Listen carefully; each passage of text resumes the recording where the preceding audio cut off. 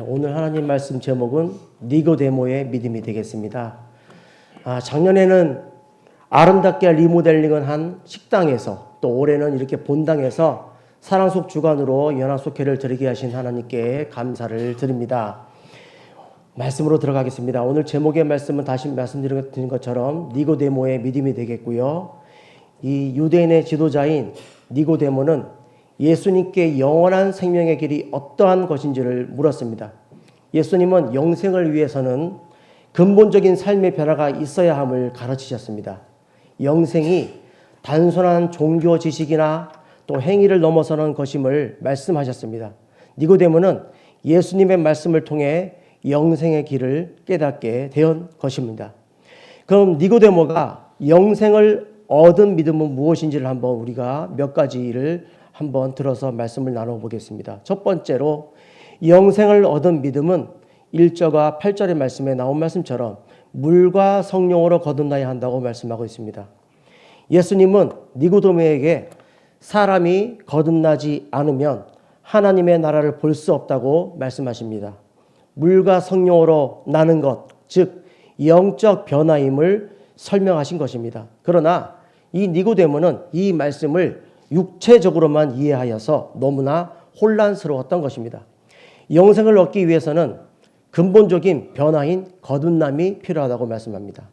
물은 세례를 통한 죄인의 씻음을, 또 성령은 하나님의 능력으로 말미암은 내적 변화를 상징합니다. 거듭남은 사람의 노력으로 이루어지는 것이 아니라 하나님의 은혜로 주어지는 것임을 믿어야 되겠습니다. 영생을 얻는 믿음은 종교적 행위나 지식을 넘어서는 완전한 변화를 뜻하십니다. 또 우리도 영생의 믿음을 깨닫고 물과 성령으로 거듭나야 하겠습니다. 두 번째로 영생을 얻는 믿음은 9절과 또 12절까지 말씀에 나온 말씀처럼 하늘의 일을 믿어야 한다고 말씀합니다. 예수님의 땅의 일과 하늘의 일을 대비시키시며 영생을 얻기 위해서는 하늘의 일을 믿어야 한다고 가르치셨습니다. 그러나 이 니고데모는 처음에 자기 지식과 경험으로 예수님의 가르침을 이해하려 했습니다. 예수님은 그에게 하나님 나라의 일은 사람의 생각이나 경험을 뛰어넘어야 함을 깨닫게 하셨습니다. 땅의 일은 사람의 경험과 이해를 의미하고, 또 하늘의 일은 사람의 지혜로는 완전히 이해할 수 없는 하나님의 계획과 뜻을 가리키십니다.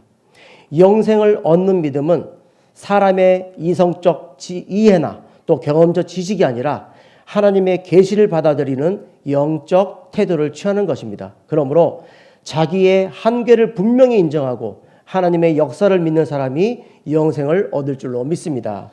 세 번째로 영생을 얻은 믿음은 13절에서 15절까지 말씀이 나온 말씀처럼 십자가에 달리신 예수님을 믿어야 한다고 말씀하고 있습니다. 예수님은 니고데모에게 구원을 얻기 위해서는 인자가 들려야 함을 말씀하셨습니다.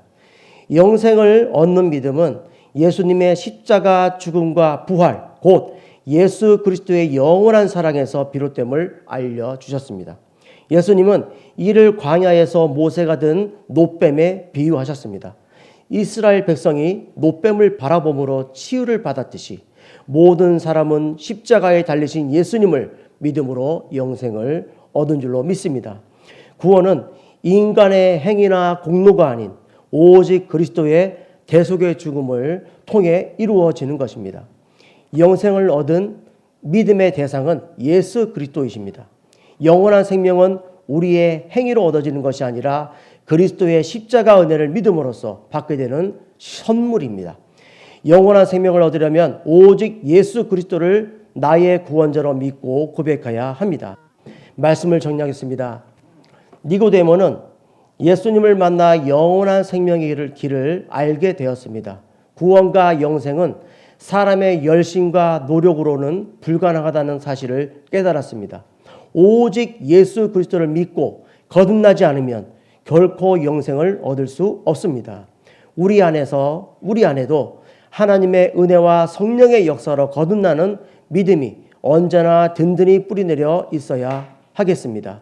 이와 같이 거듭나는 삶을 언제나 살아가시는 저와 여러분이 되시길 기도합니다.